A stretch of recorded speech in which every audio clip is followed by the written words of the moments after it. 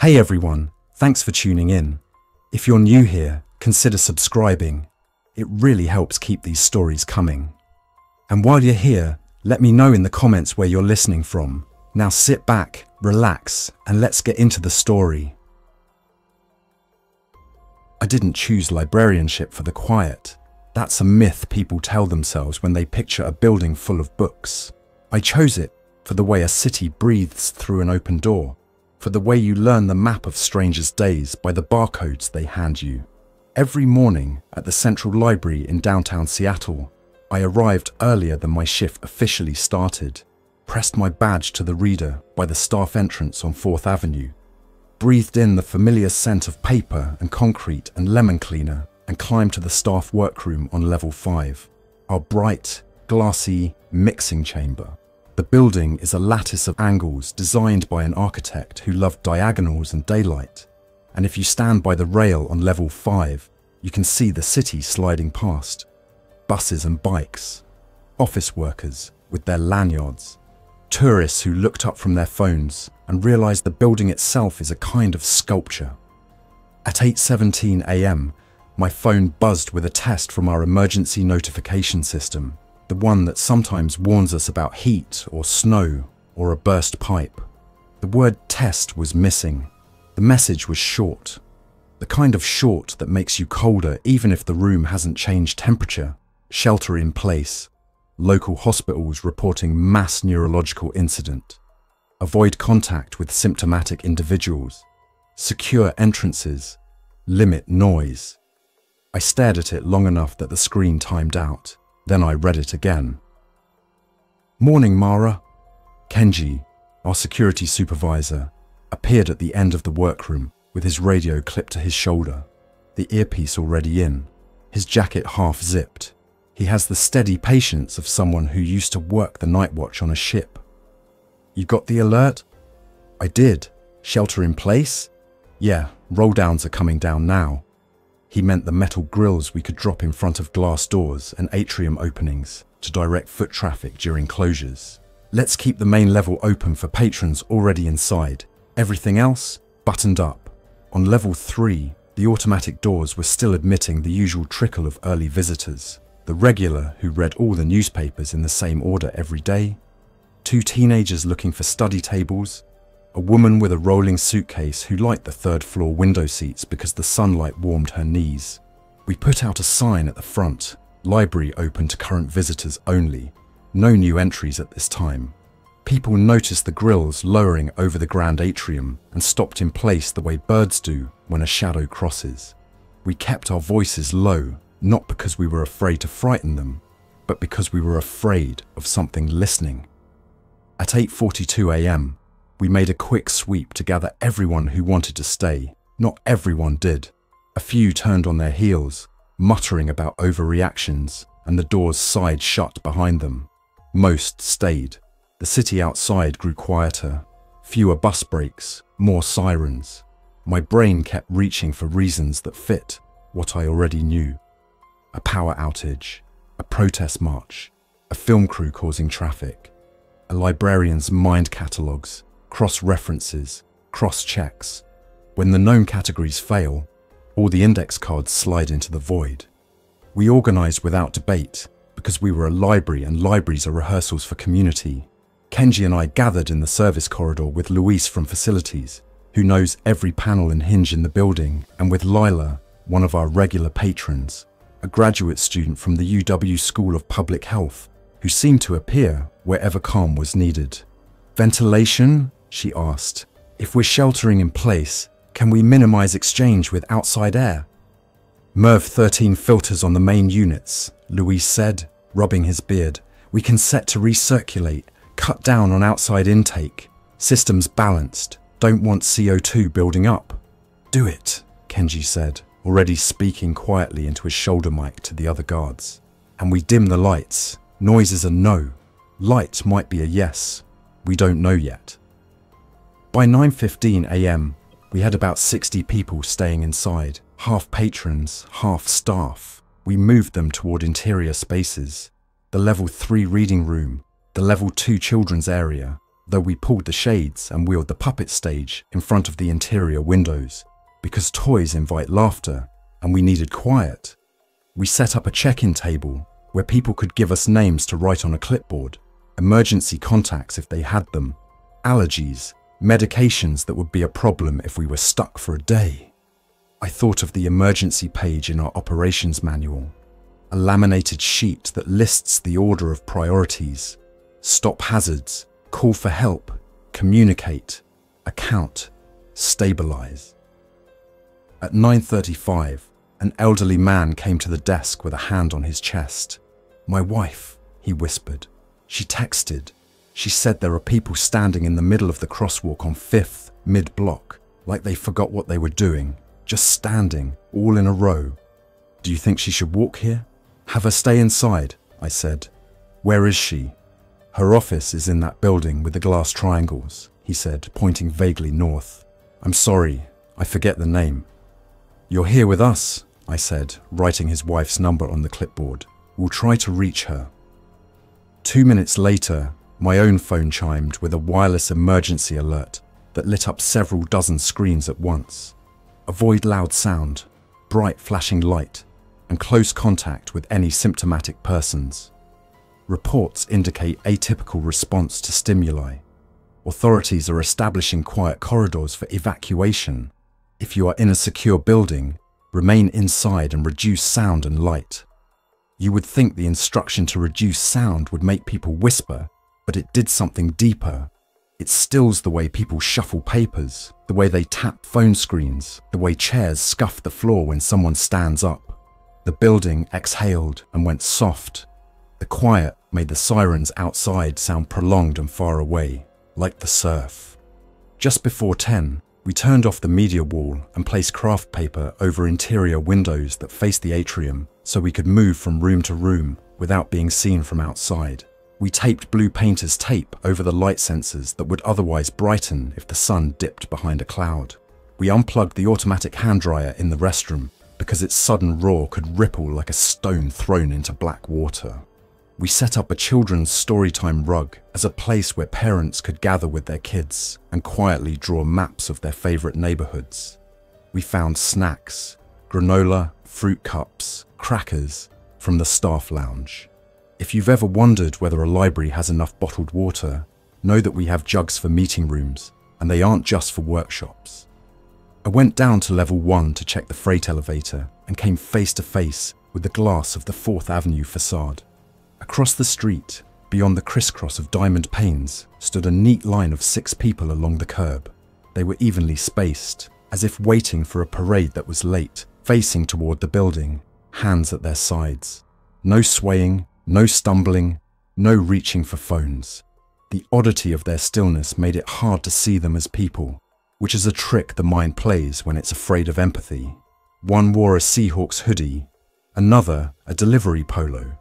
A third had a backpack with a reflective stripe. They were not clamoring against the glass or shouting. They were simply oriented toward light. "Back away," Kenji said softly, appearing at my shoulder as if pulled by a thread. "Don't stand in a silhouette." We retreated into the shadow of the freight corridor.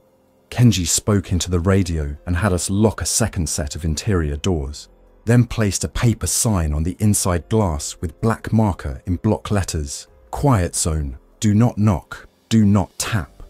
By 11:30, the phones had mostly stopped ringing. Cellular networks were clearly throttled or failing. When a call did get through, the caller would speak in a whisper, which told me the message had traveled. We had 4 small walkie-talkies for internal communication and 2 battery-powered AM/FM radios in the emergency cabinet. One of them crackled to life with a voice from the local public station. I tuned it slowly, because even that small wheel's scratch could sound like a shout in the hushed library. The announcer's voice was careful, like someone stepping on ice over dark water. Authorities asked that residents refrain from creating loud noises or bright flashes. Infected persons have been observed to fixate on rhythmic sounds and pulsing lights. If you must move, do so calmly and in small groups. Emergency corridors are being established, Do not engage with symptomatic persons. At noon, we found a rhythm.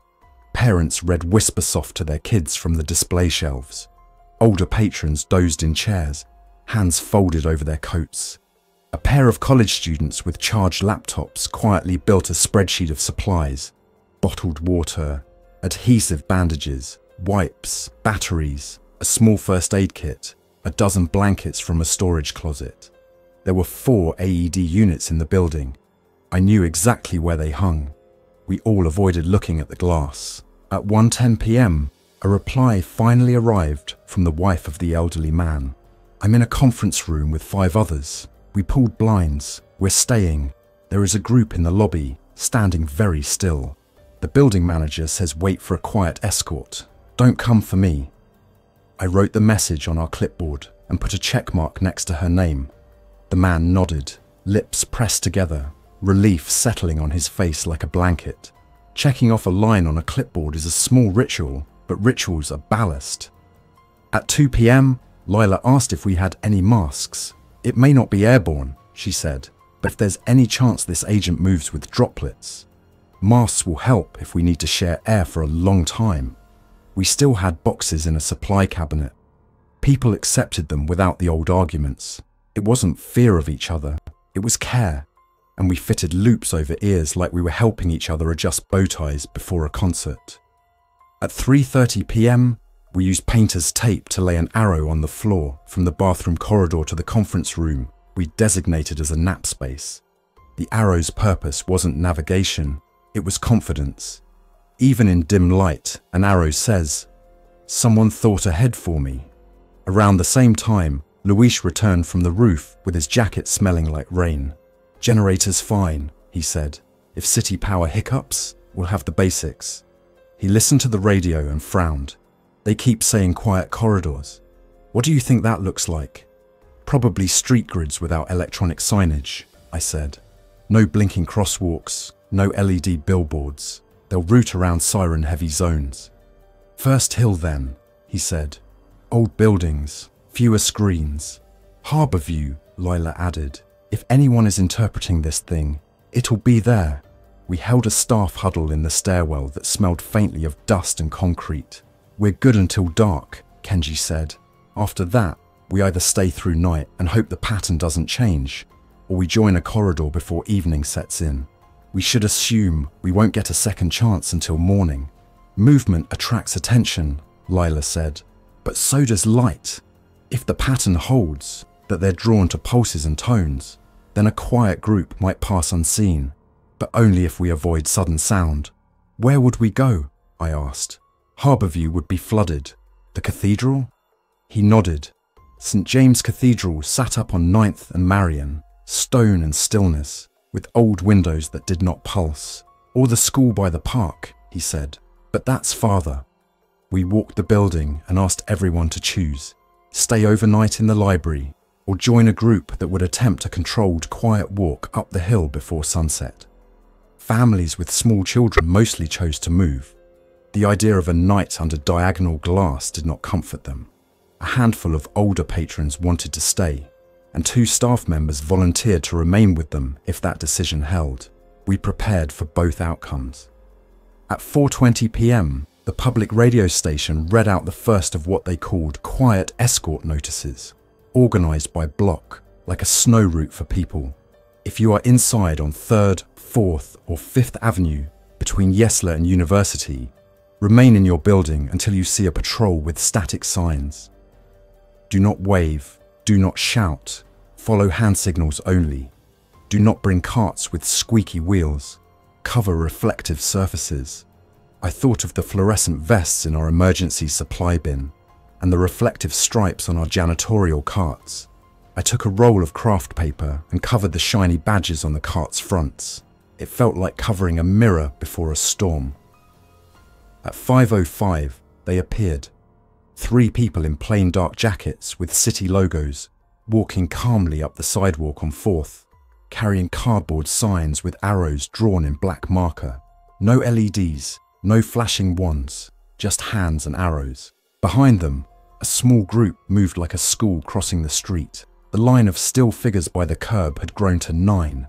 They stood, as if listening to a quiet song on the other side of the glass. The escorts looked at us without looking, and Kenji nodded once, like two chess players acknowledging a move. He turned to the group and lifted both hands. We had already practiced. No talking, no zippers, no clacking heels, soft-soled shoes, phones to airplane mode with screens inverted, children bundled so mittens wouldn't fall and make us bend, make fabric rasp.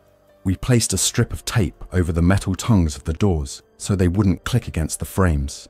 When we opened them, we did it together, so the breath of air would be one exhale, not a series of gasps. We stepped onto 4th Avenue and the city's breath spilled around us. The line of still people by the curb did not turn. They faced the glass that now reflected only the evening sky. No pulse. Their eyes tracked the rhythm of nothing. We filed past like shadows along a fence. The escorts kept their signs held out, arrows pointing left when they wanted us to turn toward the hill. A transit bus rested against the curb at Madison, hazard lights mercifully taped over with paper.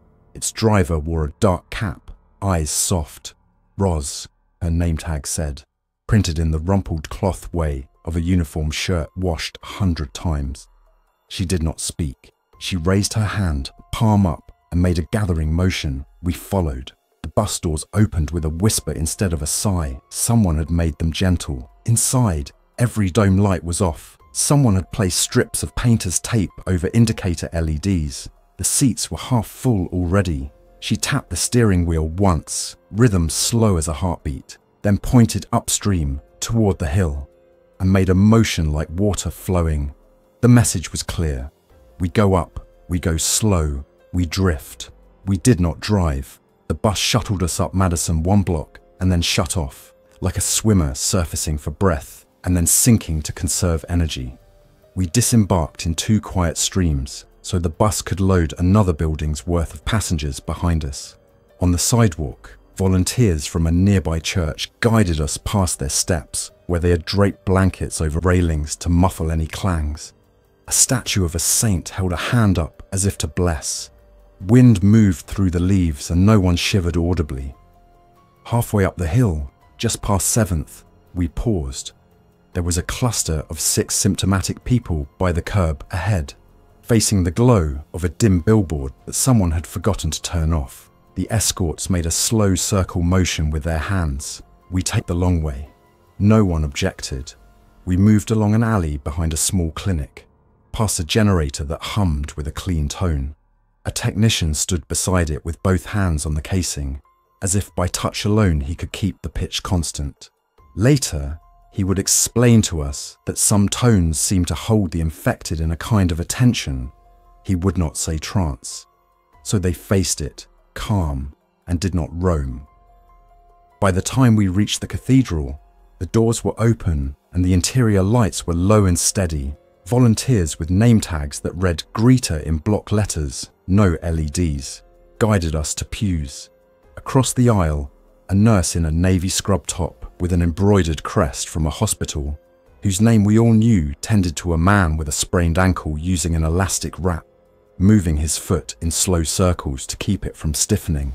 In the side chapel, people sorted supplies, water, crackers, basic medications collected from offices by permission slips written on index cards.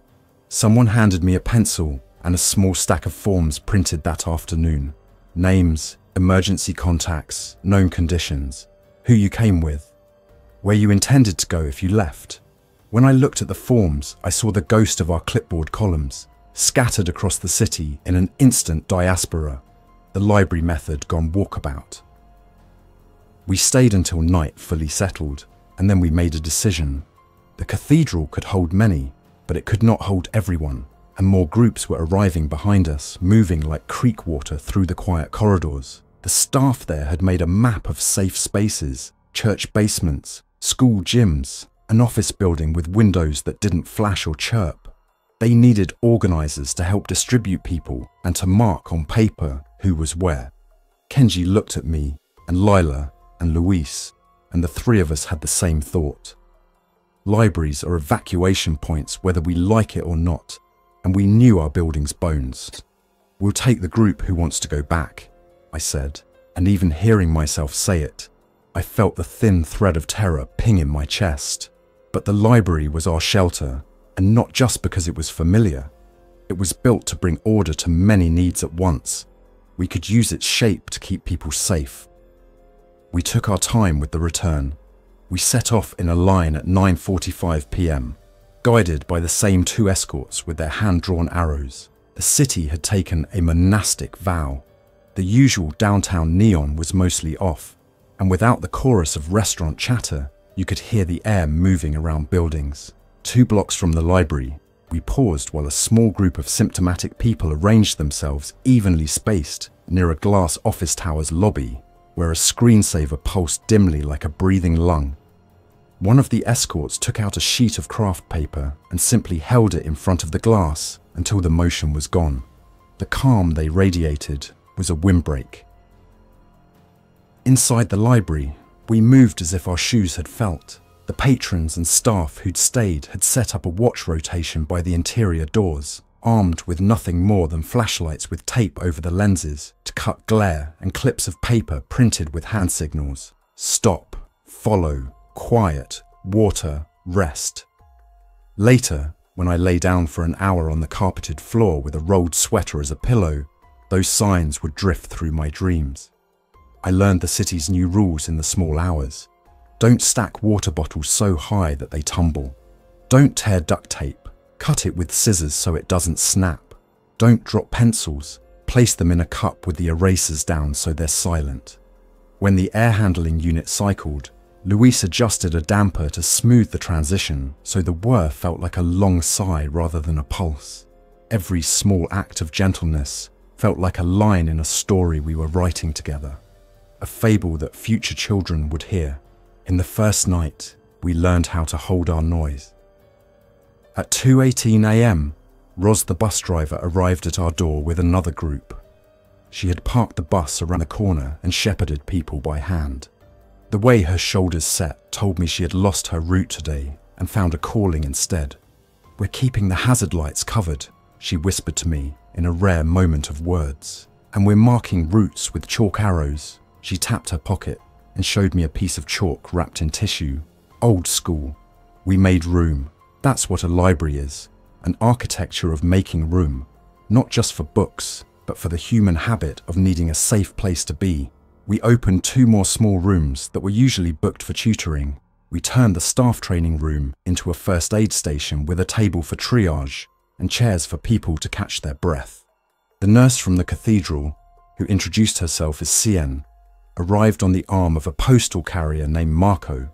They'd met halfway down the hill and discovered their skill sets matched. She had the medical sense. He had a knowledge of building entrances and interior routes that avoided plazas with LED art. They helped us write a quiet hours protocol on the back of scrap paper. No door alarms, no automatic announcements, no motion-triggered faucets. Cover LED indicators. Use hand signals. Pair watch partners. Keep the AEDs in known places. We did not write no panic because we were not naive. We wrote what we could enforce. At 4:07 a.m., a generator in a building across the street coughed and changed tone. The line of symptomatic people by the curb shifted, sensing something that wasn't there anymore. They didn't move toward us, but their heads tilted. Kenji and I stood inside the freight corridor and watched without staring. We learned something then. Stillness is not the same as passivity. It's a kind of attending. If you can keep the attending aimed elsewhere, you buy time. Just before dawn, when the sky lightened like paper under watercolor, the public radio station returned with a voice that sounded like it hadn't slept. Officials are testing a citywide steady tone protocol. This involves maintaining constant, low-volume, non-pulse tones in certain areas to hold symptomatic persons in place. Do not attempt to replicate. Keep household environments quiet. If you are sheltering, ration light. Daylight is preferable to electric light. We taped that message under our handwritten quiet zone sign. At 6 a.m., our first full cycle of 24 hours approached. I have never been more aware of the time than when counting a day in an unfamiliar way. Days in a library are measured by opening and closing times, by the ritual of unlocking book drops and rolling display carts to their places. This day was measured by the length of a battery's courage, by the time it takes for a child to draw a house with a blue roof and then draw another and another until the world feels present again. People woke from their shallow, careful sleep, as they would from a red-eye flight, sticky-eyed, grateful to recognize the shape of a room. We passed around instant oatmeal stirred with hot water from an electric kettle that hummed steadily enough that we let it stay on. No one asked for sugar, which is how you know fatigue had done its work. We used the staff shower to rinse faces and hands, and we ran the dryer on air only to warm towels, without the click that heat sometimes makes when metal expands. The building sounded like a giant animal breathing. We did a head count. Our clipboard told us we had 87 people under our roof, and every person became a small constellation of needs. Who must have regular medication? Who had a companion animal in their apartment nearby? And whether we dared to make a retrieval plan? Who would decline to move no matter what we said? Who had a car with a full tank in a garage that might be an asset if this stretched beyond a day? A teenager named Jay helped me alphabetize the names by last name, and then we cross-indexed by first name because some people had only offered that. Alphabetizing in a crisis is not busy work. It's building a skeleton so a body can stand. At 7:30 a.m., 2 volunteers from a neighborhood association arrived, moving like people who'd spent the night practicing instead of sleeping. They wore rain jackets with the hoods down, no need for flapping, and they carried paper maps marked with pencil lines that showed where quiet corridors were working and where they had failed. "We're going to start relocating some folks further north," one of them said, pointing to a school gym with brick walls and high windows that could admit daylight without glare. "Your building is gold, but too glassy. Use it for staging, not long-term." He was right. We could make the library work through another night, but it wasn't designed for a world where light and sound were hazards. We were a lantern. We needed caves. We divided into groups. One would remain and keep the library open as a quiet shelter and information node. Another, led by Cien and Marco, would guide families with small children to the school gym 3/4 of a mile away. A third, with Roz's slow-rolling bus as escort, would begin a loop: cathedral, library, school, and back. A silent shuttle in a city that had forgotten how to hum. Before we moved, we built a slim binder out of a repurposed book repair folder. Inside, we slipped the forms we'd collected, with a table of contents written by hand. "If the library is empty when you arrive," the first page said, "we have moved along Corridor 3 to the school gym on East Pine, or to the cathedral on 9th and Marion. If you are in danger, shelter behind the circulation desk, which is reinforced, and dim the lamps by turning the dials, not the switches. There is water in the cabinets labelled meeting room. There are blankets in the drawer under the staff microwave. There are masks and bandages in the red bin. Leave us a note here," and we taped a pen to a string. I left a separate message addressed to those who would understand its tone. "To whomever keeps the city's memory, we will return to catalogue. We will hang signs again, and the signs will mean more than how to find the 800S. For now, we have sorted ourselves into a list that shows we are still here." I slipped it under the blotter mat by the reference desk, because a small gesture of continuity is how a person tells the universe, "Not yet." At 8:02 a.m., exactly 24 hours after the first alert had reached my phone, I stood by the interior door and watched our building become a place of transit instead of destination.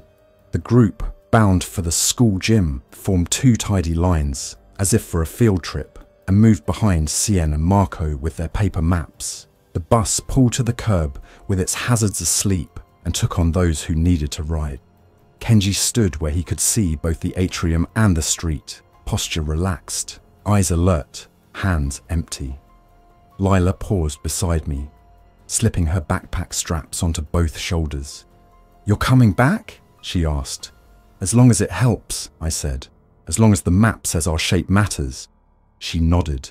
The pattern overnight was consistent, she said in a tone that belonged in a journal article. Attraction to pulses and tones, disinterest in constant low-volume noise, orientation to light, especially moving light. If we can hold those variables, the corridors will hold.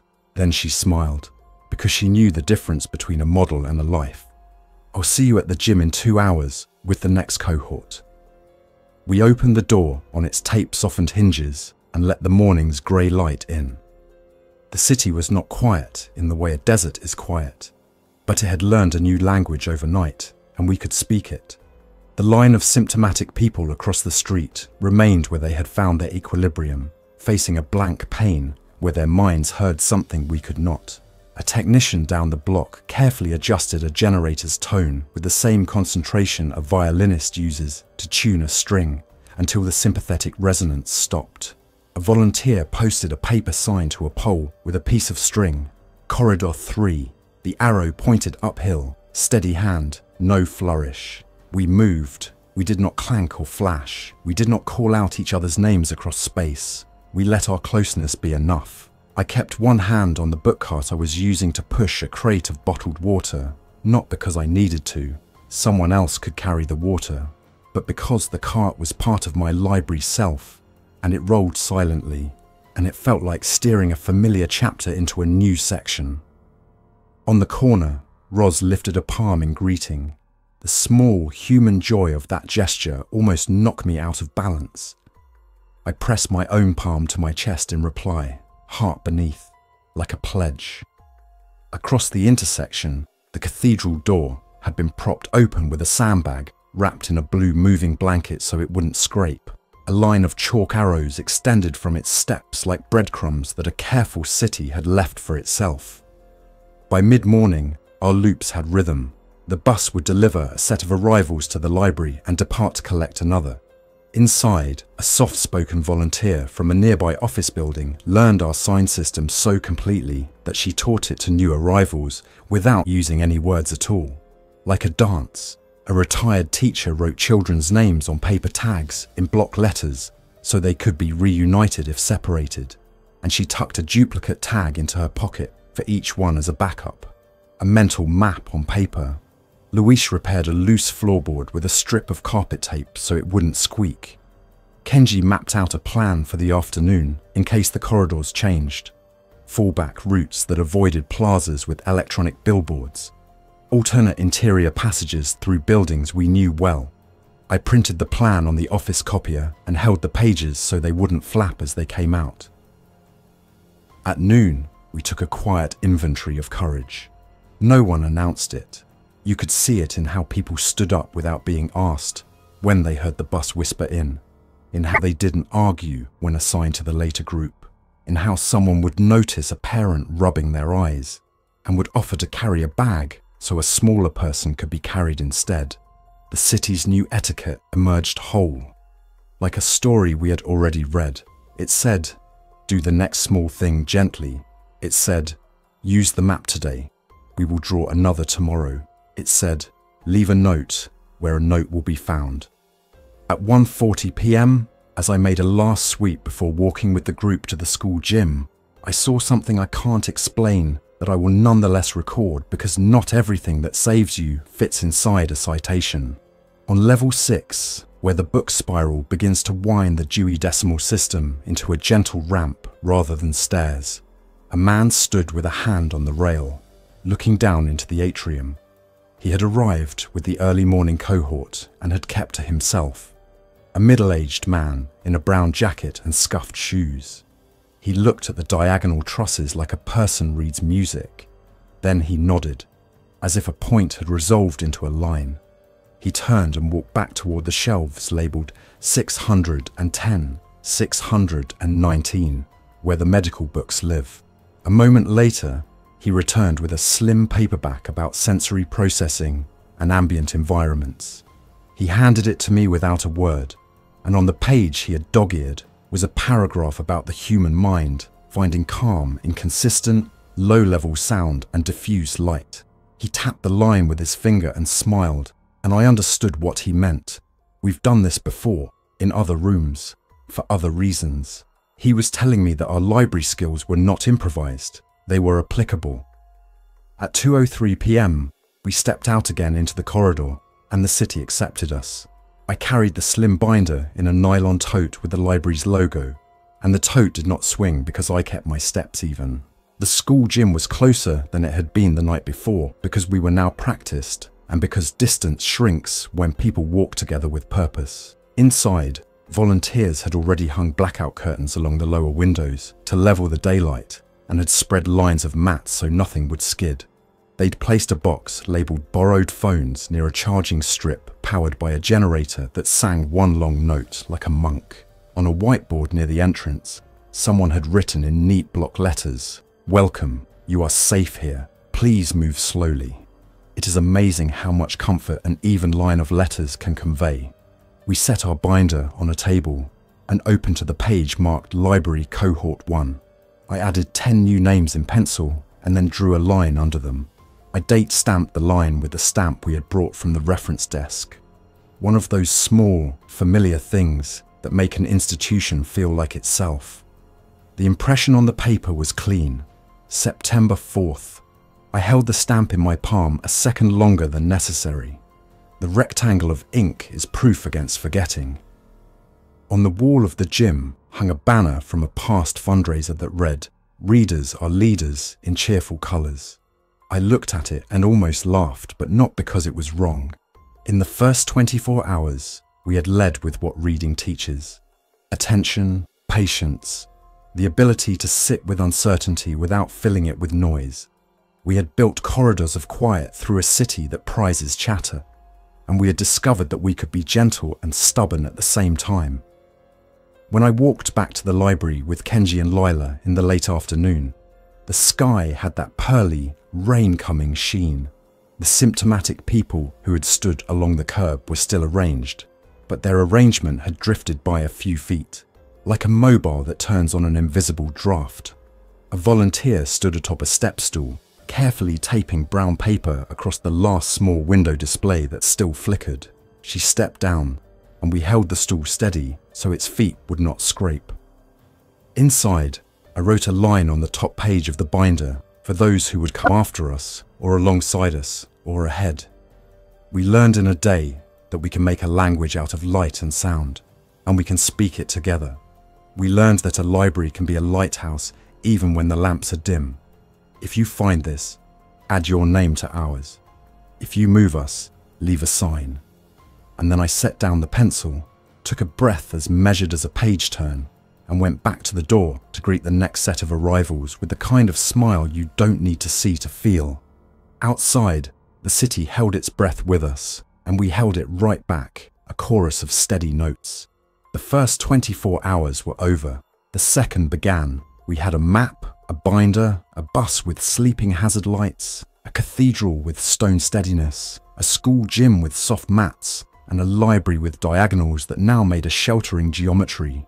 We had a language, and we knew how to speak it quietly. That was enough for a day. It would have to be enough for the next one too.